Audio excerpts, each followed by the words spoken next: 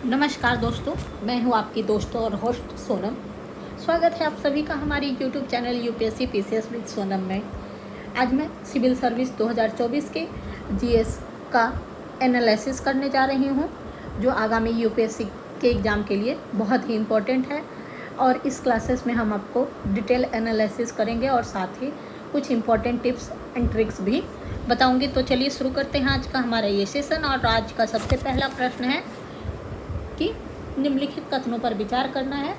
और इसमें से कहा गया है कि पार्थिव विकिरण की तुलना में आगामी सौर विकिरण से वायुमंडल अधिक गर्म हो जाता है। वायुमंडल में कार्बन डाइऑक्साइड और ग्रीन हाउस गैस दीर्घ तरंग विकिरण के अच्छे अवशोषक है। तो उपयुक्त कथनों के संबंध में निम्नलिखित में से कौन सा सही है?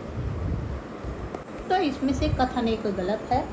वायुमंडल से गुजरते हुए ऊर्जा का कुछ अंश परिवर्तित, प्रकीर्णित एवं अवशोषित हो जाता है और केवल शेष भाग ही पृथ्वी की सतह तक पहुंच पाता है।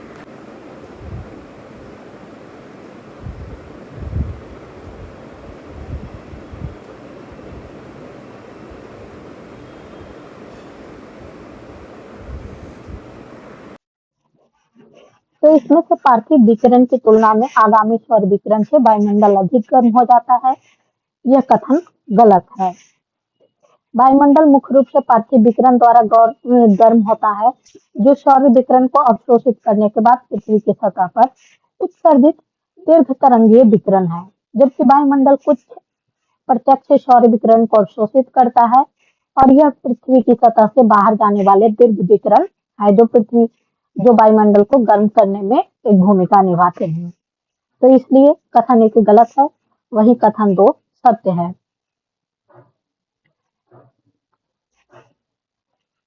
कथन 2 सत्य है। दीर्घ तरंग विकिरण वायुमंडलीय गैस, विशेष रूप से कार्बन डाइऑक्साइड एवं ग्रीन हाउस गैस द्वारा अवशोषित किए जाते हैं। इसका मुख्य कारण है उनकी आणविक संरचना उन्हें पृथ्वी की सतह से उत्सर्जित अवरक्त ऊर्जा को कंपन करने और अवशोषित करने में सहयोग करते हैं। इसलिए इसका सही जवाब है कथन 1 सही नहीं है, किंतु कथन 2 सही है। नेक्स्ट क्वेश्चन है, निम्नलिखित कथनों पर विचार कीजिए। इसमें से कहा गया है कि कथन 1 में भूमध्य रेखा पर क्षोभ मंडल की मोटाई ध्रुवों की तुलना में अधिक होती है। कथन 2 में भूमध्य रेखा पर प्रबल संवहनीय धाराओं द्वारा ऊष्मा को अधिक ऊंचाई तक ले जाया जाता है। तो उपयुक्त कथनों के संबंध में निम्नलिखित में से कौन सा सही है? तो इसमें से कथन 1 सत्य है कि क्षोभ मंडल वायुमंडल की सबसे निचली परत है।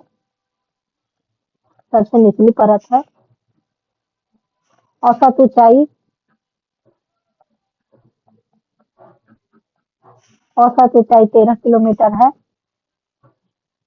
वहीं ध्रुवों के पास यह 8 किलोमीटर तक होती है और भूमध्य रेखा पर 18 किलोमीटर। इसलिए कथन 1 सत्य है। वहीं कथन 2 भी सत्य है कि भूमध्य रेखा पर प्रबल संवहनीय धाराओं द्वारा ऊष्मा को अधिक ऊंचाई तक ले जाया जाता है। और कथन 2 कथन 1 की व्याख्या भी करता है, क्योंकि भूमध्य रेखा पर क्षोभ मंडल की अधिकतम मोटाई संवहनीय धाराओं के कारण होती है और भूमध्य रेखा पर तीव्र सौर ताप के कारण वायु ऊपर उठती है, जिससे शक्तिशाली संवहनीय धाराओं का निर्माण होता है, जो क्षोभ सीमा को ऊपर की ओर धकेलती है, जिससे क्षोभ मंडल का विस्तार होता है। और इसके विपरीत न्यूनतम सौर ताप के कारण ध्रुवों पर कमजोर संवहनीय धाराओं के परिणाम स्वरूप क्षोभ मंडल पतला हो जाता है। तो इसका सही जवाब है कथन 1 और 2 दोनों सत्य है और कथन 2 एक की सही व्याख्या करता है। नेक्स्ट है, निम्नलिखित कथनों पर विचार करना है और इसमें से कहा गया है कि उपयुक्त में से कितने ज्वालामुखी उद्गार द्वारा उत्पन्न होते हैं। यह भी है कि आप सभी कथनों के लिए नहीं का दृष्टिकोण का प्रयोग कर सकते हैं और यह किसी कथन को नकारने की असंभावना का परीक्षण करता है। यदि इसके प्रभाव को नकारना अत्यधिक असंभव लगता है तो कथन संभवतः सत्य है। उदाहरण के लिए, क्या मैं पायरोक्लास्टिक प्रवाह या गैस या राख को ज्वालामुखी के उत्पाद नहीं होने से इनकार कर सकता हूँ? तो संभवतः नहीं। इसलिए सभी कथन सत्य हैं। वही ज्वालामुखी से पृथ्वी की सतह पर पहुंचने वाली सामग्री में पायरोक्लास्ट मलबा, लावा ज्वालामुखी ज्वालामुखी बम, राख धूलकण, गैस जैसे नाइट्रोजन के यौगिक,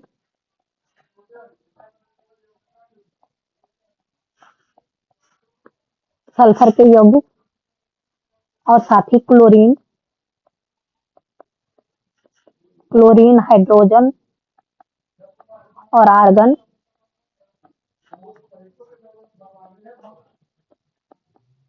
अल्प मात्रा में पाया जाता है।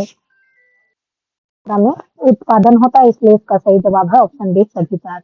नेक्स्ट है, जनवरी माह में समतापी रेखा मानचित्र यानी आइसोथर्मल मैप से प्राप्त कौन से निष्कर्ष सही हैं? कोड का प्रयोग करके सही उत्तर देना है।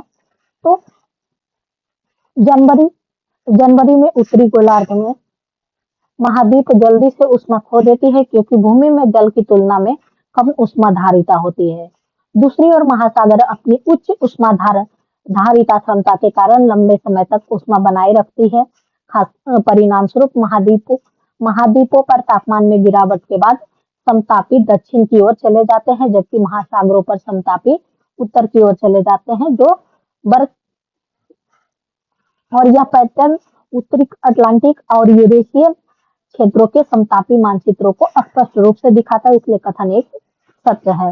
वही कथन दो असत्य है कि गल्फ स्ट्रीम और उत्तरी अटलांटिक बहाव गर्म महासागरीय धाराएं हैं, ठंडी नहीं।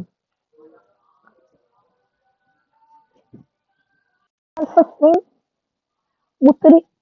उत्तरी अमेरिका के पूर्वी तट के साथ मैक्सिको की खाड़ी से गर्म पानी लाती है, और जबकि उत्तरी अटलांटिक बहाव जो गल्फ स्ट्रीम का विस्तार है, यूरोप के पश्चिमी तटों को गर्म करता है, और ये गर्म धाराएं उत्तरी अटलांटिक क्षेत्र में तापमान बढ़ाती है, जिससे यह क्षेत्र गर्म होता है, न कि ठंडा होता है। तो अटलांटिक महासागर को शीतल बनाता है तो नहीं, यह गर्म बनाती है।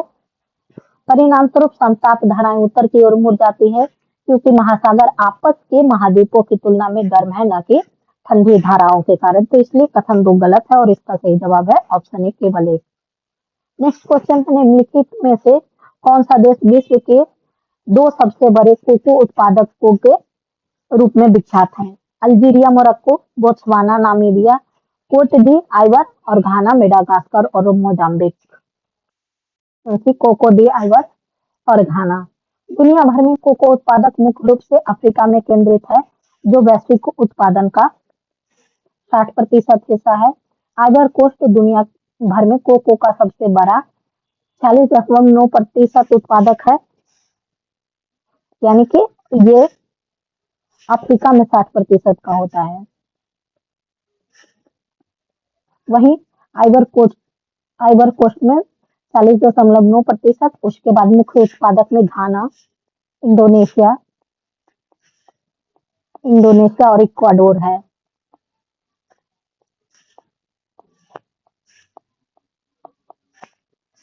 यूपीएससी ने 2024 में कोको उत्पादक से प्रश्न इसलिए पूछा क्योंकि अप्रैल 2024 में चॉकलेट उद्योग संकट का सामना कर रहा था, क्योंकि कोको बीन्स की कीमत में रिकॉर्ड उछाल देखा गया था, इसलिए।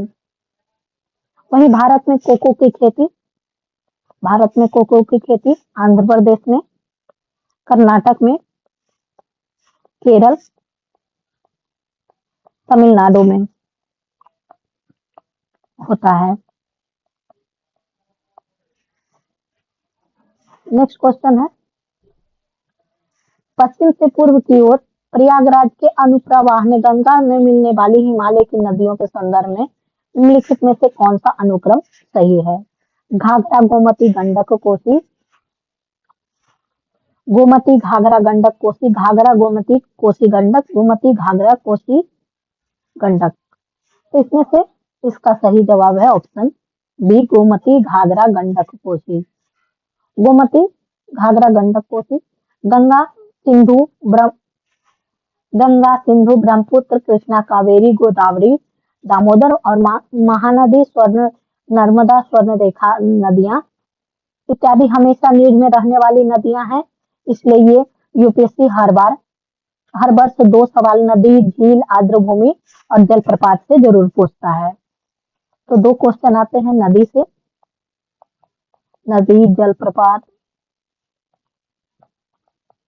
बांध, झील और आर्द्रभूमि से।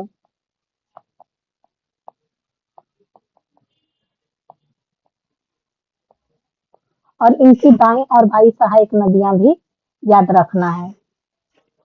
नेक्स्ट क्वेश्चन है चट्टानों के अपक्षय के कारणों में से एक वर्षा है। और इसका कथन दूसरा है कि वर्षा जल में घोल के रूप में कार्बन डाइऑक्साइड विद्यमान होता है। और कथन 3, वर्षा जल में वायुमंडलीय ऑक्सीजन विद्यमान होता है। सही जवाब है कथन 2 और 3 दोनों सही है तथा दोनों कथन एक की व्याख्या करते हैं। अपक्षय का अर्थ होता है चट्टानों, मिट्टी, खनिज के साथ लकड़ी और कृत्रिम सामग्रियों का पृथ्वी के वायुमंडल, पानी और जैविक जीवों के संपर्क में आकर टूटना। अपक्षय को प्रभावित करने वाले कारक में चट्टान और खनिज के विभिन्न प्रकार के चट्टानें अलग अलग दरों द्वारा अपक्षयित होती है। उच्च तापमान पर रासायनिक सामग्री से अभिक्रियाएं अधिक तेज होती हैं। और वर्षा अत्यधिक पानी अत्यधिक रासायनिक प्रक्रियाओं को संभव बनाता है और पानी यांत्रिक और रासायनिक अपक्षय दोनों में भाग लेता है। वही कथन 2 भी सत्य है कि वर्षा जल में वायुमंडल में घुली कार्बन डाइऑक्साइड होता है। यह वर्षा जल को थोड़ा अम्लीय बनाता है, जो चट्टानों में मौजूद कुछ खनिजों के साथ प्रतिक्रिया करके रासायनिक अपक्षय को तीव्रता प्रदान करता है। वही कथन 3 भी सत्य है कि वर्षा जल वायुमंडल में घुली हुई ऑक्सीजन भी होती है और यह ऑक्सीजन लौह युक्त खनिजों के साथ प्रक्रिया कर सकती है, जिससे ऑक्सीकरण और जंग लग सकता है, जो रासायनिक अपक्षय का एक रूप है। इसलिए वर्षा जल का कार्बन डाइऑक्साइड और ऑक्सीजन की उपस्थिति दोनों में ही चट्टानों के अपक्षय में योगदान करते हैं।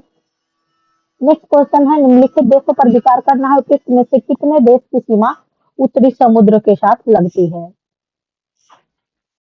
तो उत्तरी समुद्र उत्तरी यूरोप में स्थित है। उत्तरी यूरोप में स्थित है और जो अटलांटिक महासागर का हिस्सा है। और इसमें उत्तरी समुद्र के साथ सीमा वाले देश में इसकी दक्षिणी सीमा है डेनमार्क,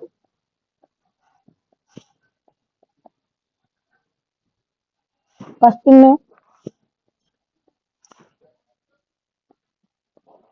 में यूनाइटेड किंगडम और नॉर्वे है।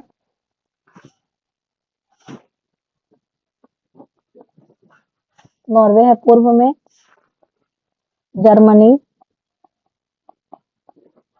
नीदरलैंड्स और बेल्जियम और फ्रांस है।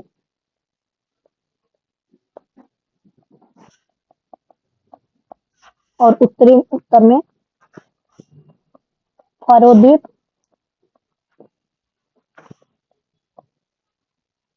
और नॉर्वे का स्वालबार्ड द्वीप है।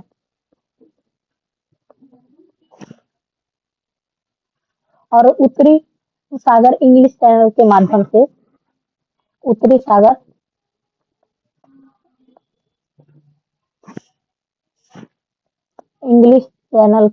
से अटलांटिक महासागर से जुड़ा हुआ है। तो इसमें से देख सकते हैं कि हमारा एक पश्चिमी सीमा नॉर्वे के साथ मिलता है और उसके बाद दूसरा सीमा है जर्मनी है। तो इससे सही जवाब है ऑप्शन बी, केवल 2। नेक्स्ट क्वेश्चन है निम्नलिखित सूची पर विचार करें और उपयुक्त सूची में कितनी पंक्तियां सही सुमेलित हैं। धुआंधार जलप्रपात का क्षेत्र है मालवा और नदी नर्मदा, उंड्रू, छोटा नागपुर और स्वर्ण रेखा, गोरसोपा, पश्चिमी घाट और नेत्रावती। तो इसमें से कितने सही सुमेलित है। धार जलप्रपात मालवा नहीं बल्कि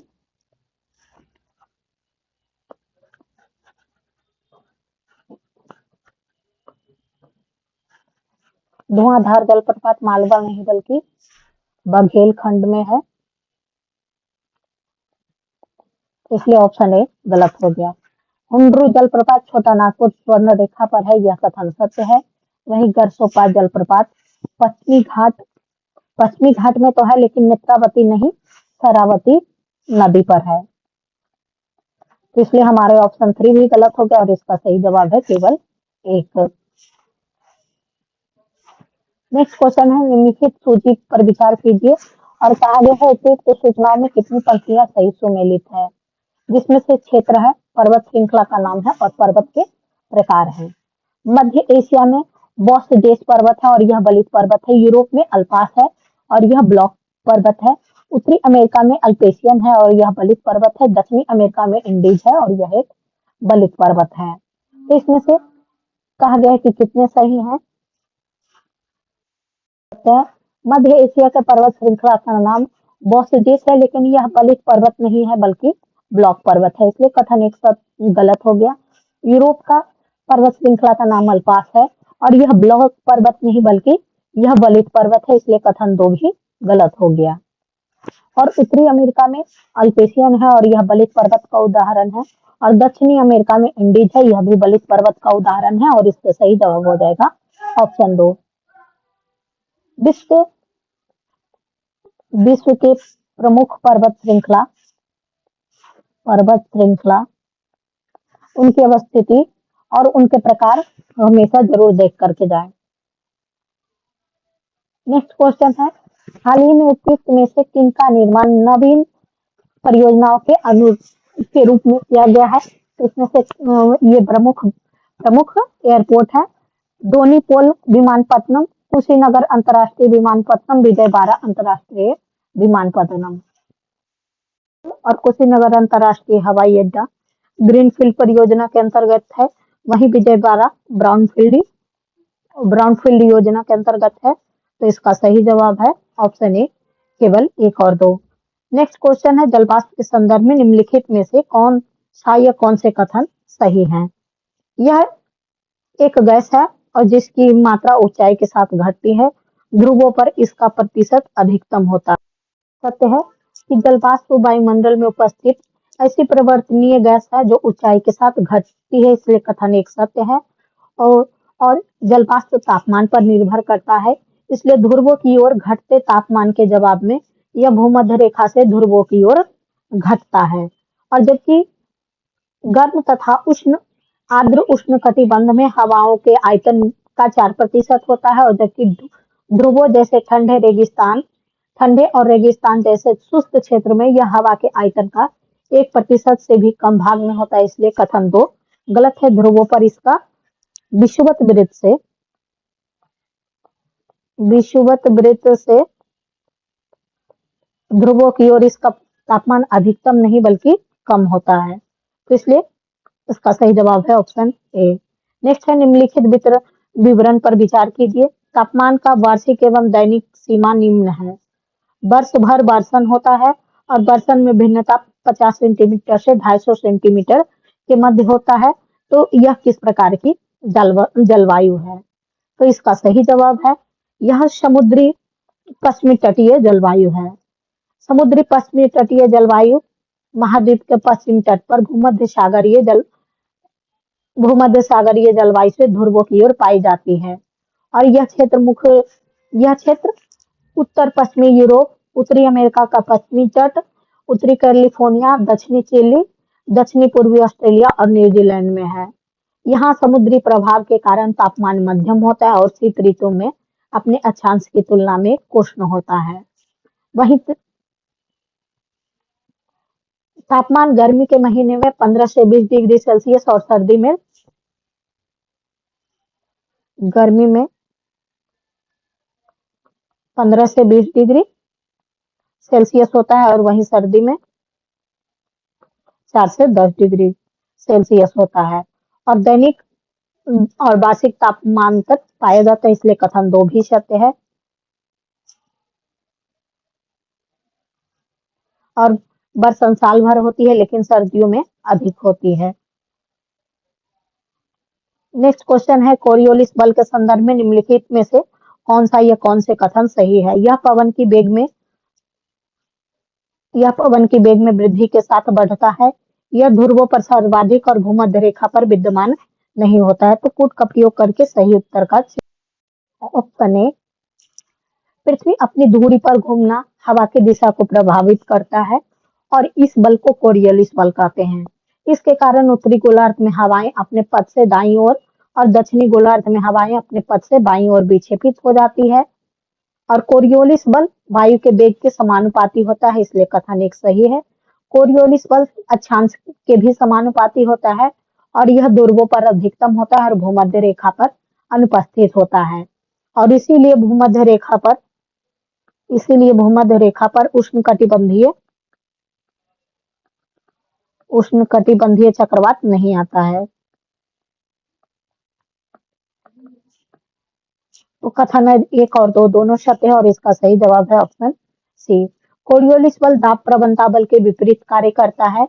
यह व्यापारिक हवाओं, चक्रवात और समुद्री धाराओं की दिशा को भी प्रभावित करता है।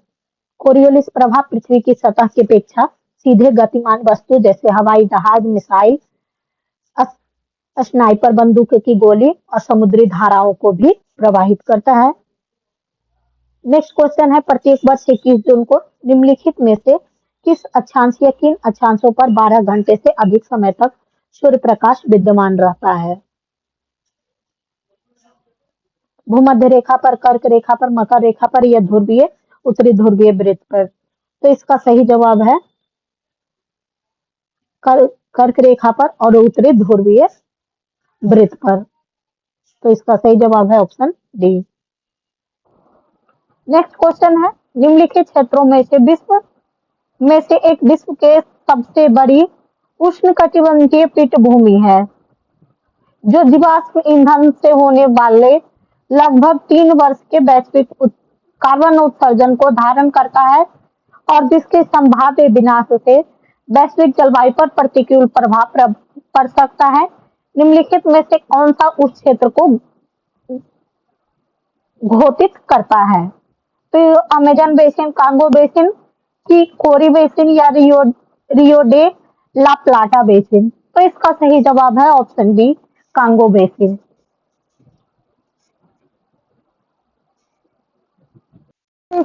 सबसे बड़े उष्णकटिबंधीय पीटलैंड भूमि है और कांगो बेसिन में दुनिया की सबसे बड़ी उष्णकटिबंधीय पीटलैंड है जिसकी खोज 2017 में की गई थी। क्यूबेक सेंट्रल पीटलैंड के नाम से भी जाना जाता है। बेसिन 6 देशों में फैला हुआ है जिसमें से है कैमरून,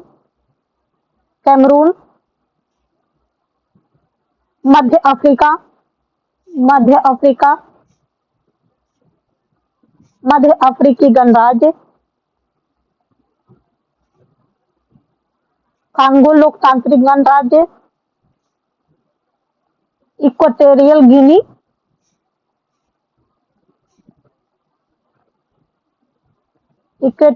गिनी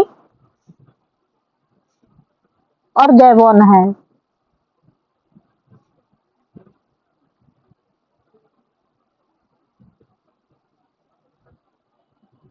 है। नेक्स्ट क्वेश्चन है, कई उपभोक्ता उत्पादों के निर्माण के लिए प्रयुक्त होने वाले परफ्लोरोएलिकल और परफ्लोरोएरोएलिकल पदार्थ के संदर्भ में निम्नलिखित कथनों पर विचार करना है। तो कहा गया है कि उपयुक्त कथनों में से कौन से कथन सत्य हैं? तो परफ्लोरोएरिकल और पॉलीफ्लोरोएरिकल पदार्थ सिंथेटिक रसायनों का एक बड़ा जटिल समूह है जिसका उपयोग 1950 के दशक से विश्व में उपभोक्ता उत्पादों में किया जाता है।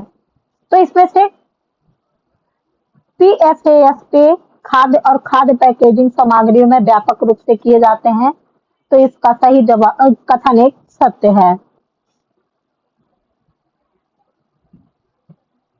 वहीं कथन 2 PFAS पर्यावरण में आसानी से निम्नीकृत नहीं होते हैं। TFAS अणुओं में जुड़े कार्बन और फ्लोरीन परमाणुओं की एक श्रृंखला होती है। चूंकि कार्बन फ्लोरीन संबंध सबसे मजबूत बॉन्ड्स और बंधन में से एक है, सबसे मजबूत बॉन्ड होता है।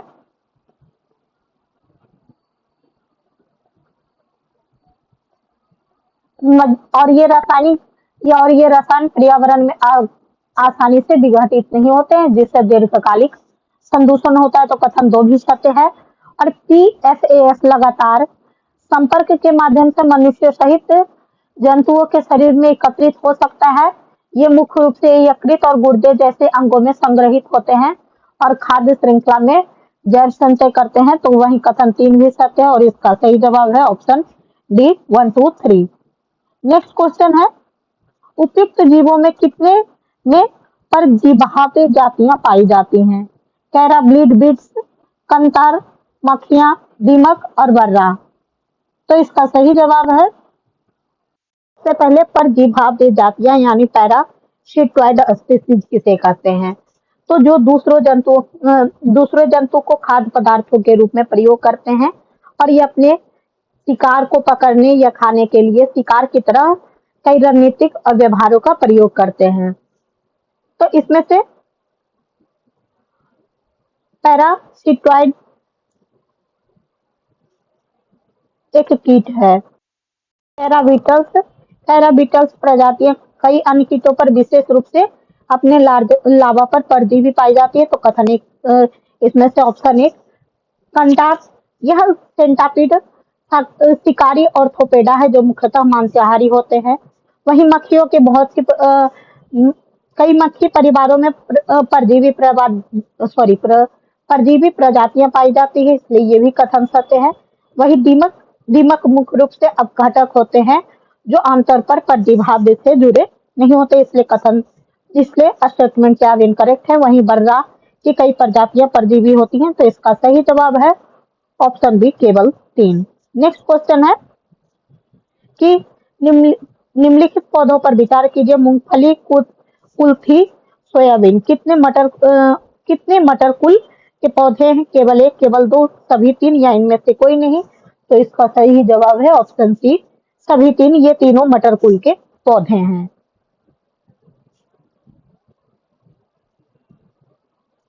नेक्स्ट है, निम्नलिखित कथनों पर विचार कीजिए। इंडियन फ्लाइंग फॉक्स को वन्यजीव संरक्षण अधिनियम 1972 के अधीन पीड़क जंतु की श्रेणी में रखा गया है। कथन 2, इंडियन फ्लाइंग फॉक्स अन्य जंतुओं का रक्त पीता है। तो इसमें से कहा गया है कि कौन से कथन सही है? कथन 1 सत्य है। भारतीय फ्लाइंग फॉक्स को फलों की खेती के प्रति विनाशकारी प्रवृत्ति के कारण भारत वन्यजीव संरक्षण अधिनियम 1972 में वर्णित श्रेणी में रखा गया है, यानी कि पीड़क जंतु में रखा गया है। वही वन्यजीव संरक्षण अधिनियम 1972 की अनुसूची 5 में सूचीबद्ध वर्णित श्रेणी को वन्यजीव संरक्षण संशोधन अधिनियम 2022 के पश्चात हटा दिया गया है। इसलिए अब WPA में केवल 4 अनुसूचियां हैं। अतः प्रश्न का उत्तर आयोग द्वारा विचाराधीन है। वही कथन 2 गलत है कि चमगादड़ विश्व में एकमात्र उड़ने वाली स्तनधारी है और भारतीय उड़ने वाली लोमड़ी सबसे बड़े स्तनधारियों में से एक है।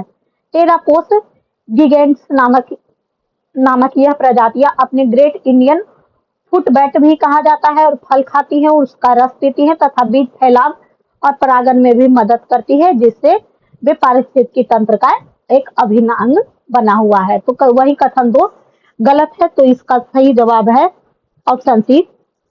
कथन 1 सही है किंतु कथन 2 गलत है।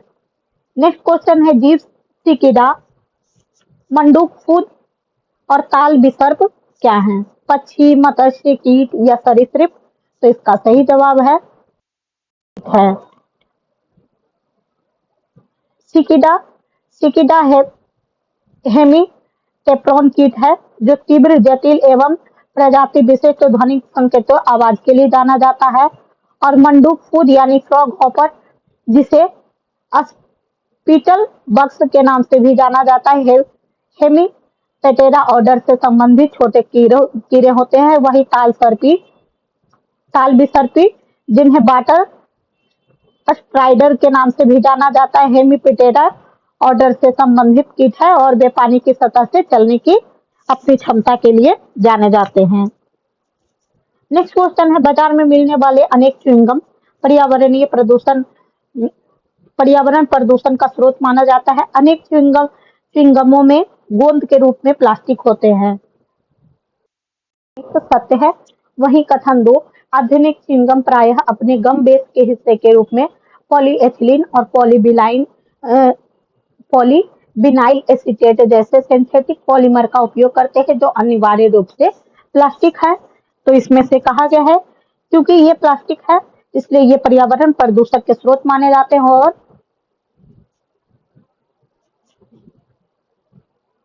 इसका सही जवाब है कथन 1 और 2 दोनों सत्य है और कथन 2 कथन 1 की व्याख्या करता है। निम्नलिखित युग्मों पर विचार कीजिए। देश हैं और अपने प्राकृतिक आवास में पाए जाने वाला जंतु, तो ब्राजील, इंडोनेशिया एल्क और मेडागास्कर बोनोबा। तो इसमें से कहा गया है कि कितने युग्म सही सुमेलित है, तो इसका सही जवाब है इनमें से कोई भी सही सुमेलित नहीं है। तीनों स्टेटमेंट इनकरेक्ट है और इसका सही जवाब है ऑप्शन डी, कोई नहीं। नेक्स्ट क्वेश्चन है, विश्व शौचालय संगठन के संबंध में निम्नलिखित कथनों पर विचार कीजिए। यह संयुक्त राष्ट्र की एक एजेंसी है। विश्व स्वच्छता संकट के समाधान पर कार्रवाई हेतु प्रेरित करने के लिए विश्व शौचालय शिखर सम्मेलन, विश्व शौचालय दिवस और विश्व शौचालय कॉलेज इस संगठन की पहल है। इसके कार्य का मुख्य लक्ष्य कम विकसित और विकासशील देशों को खुले में शौच की समाप्ति के लक्ष्य की प्राप्ति के लिए निधि प्रदान करना है। तो कहा गया है उपयुक्त में से कौन से कथन सही हैं? सिर्फ और सिर्फ एक स्टेटमेंट सही है, ऑप्शन 2, और इसका सही जवाब है ऑप्शन ए। नेक्स्ट क्वेश्चन है, सिंह की कोई विशेष प्रजनन ऋतु नहीं होती है। अधिकांश अन्य बड़ी बिल्लियों से भिन्न चीता हारता नहीं है। नर सिंह से भिन्न नर तेंदुए गंध चिन्ह द्वारा अपना क्षेत्र घोषित नहीं करते हैं। तो उपयुक्त कथनों में से कौन से कथन सही हैं? तो इसका सही जवाब है, इसमें से कथन एक सत्य है कि शेर की कोई विशेष प्रजनन ऋतु नहीं होती। शेर पूरे साल प्रजनन कर सकते हैं। वहीं अफ्रीकी शेर और एशियाई शेर के बीच अंतर ढंग से पढ़कर जाना चाहिए और अधिकांश बड़ी बिल्लियां भिन्न चीते से दहाड़ती नहीं है। सत्य है, नर सिंह से भिन्न नर तेंदुए गंध चिन्ह द्वारा अपना क्षेत्र घोषित नहीं करते हैं। तो ये कथन गलत है। नर एवं मादा तेंदुए दोनों ही अपनी कई अन्य बड़ी बिल्लियों की तरह अपने क्षेत्र की घोषणा के लिए गंध चिन्ह जैसे मूत्र, मल और ग्रंथियों के स्राव का उपयोग करते हैं। इसलिए इसका सही जवाब है, अगर स्टेटमेंट 3 इनकरेक्ट होता है तो हमारा सही जवाब है ऑप्शन ए। नेक्स्ट क्वेश्चन है, निम्नलिखित कथनों में से कौन सा 100 मिलियन किसानों का सही विवरण है? इसका सही जवाब है ऑप्शन ए, नेट शून्य प्राकृतिक सकारात्मक खाद्य एवं जल प्रणालियों के संक्रमण को तेज करने के लिए एक मंच है जिसका लक्ष्य किसानों के पुनरुत्थानशीलता में वृद्धि करना है। नेक्स्ट क्वेश्चन है, विस्तृत ऊर्जा संसाधन माने जाते हैं। तो इसमें से कहा गया है कि कौन से विस्तृत ऊर्जा संसाधन माने जाते हैं? वितरित ऊर्जा संसाधन विभिन्न प्रकार की छोटी मॉड्यूलर बिजली उत्पादन प्रौद्योगिकियों को संदर्भित करते हैं जो किसी बड़े केंद्रीय बिजली संयंत्र के बजाय बिजली के उपयोग के स्थान के निकट होते हैं। तो इसमें से इसके कई उदाहरण है, बैटरी भंडारण, बायोमास जनरेटर, ईंधन सेल और रूफटॉप सौर प्रकाशीय वोल्ट यूनिट। तो इसका सही जवाब है ऑप्शन डी। नेक्स्ट क्वेश्चन है, निम्नलिखित में से कौन सा वृक्ष एक ऐसे कीटों के साथ अद्वितीय संबंध दर्शाता है जो इस वृक्ष के साथ सह विकसित हुआ है और वह एकमात्र कीट है जो इस पेड़ों को परागित कर सकता है? अंजीर, महुआ, चंदन, टेमल कॉटन। तो इसका सही जवाब है ऑप्शन ए, अंजीर। महुआ के पेड़ का परागन मधुमक्खी, तितलियों और पतंगों सहित विभिन्न कीटों द्वारा होता है। वहीं चंदन के पेड़ का परागन मुख्यतः हवा द्वारा होता है, लेकिन मधुमक्खी जैसे कीट भी इनकी भूमिका निभा सकते हैं। रेशमी कपास के पेड़ का परागण विभिन्न प्रकार के कीटों द्वारा किया जाता है, जिसमें मधुमक्खी, ततैया एवं तितलियां शामिल होती हैं। वहीं अंजीर और ततैया एक अनोखी अनिवार्य पारस्परिकता होती है। अंजीर ततैया एकमात्र कीट है जो अंजीर को परागित कर सकता है। नेक्स्ट क्वेश्चन है, कितने विषाक्त प्रजातियां हैं? तो यह क्वेश्चन कॉमन सेंस से भी सोल्व हो सकता है, क्योंकि जैव विविधता इतनी ज्यादा है कि हर प्रजाति में कोई ना कोई विषाक्त जाति जरूर पाए जाते हैं। तो इस हिसाब से अगर परफेक्ट तो किसी चीज पे रिसर्च नहीं किया गया हर एक प्रजाति का, तो हम एक लॉजिकल गेस से कह सकते हैं कि इन तीनों में संभावनाएं हैं। तो इसका सही जवाब है ऑप्शन सी। नेक्स्ट है, निम्नलिखित कथनों पर विचार कीजिए और उपयुक्त में से कितने वृक्ष वास्तव में भारत के देशीय वृक्ष हैं? काजू, पपीता, रक्तचंदन। तो इसका सही जवाब है केवल एक।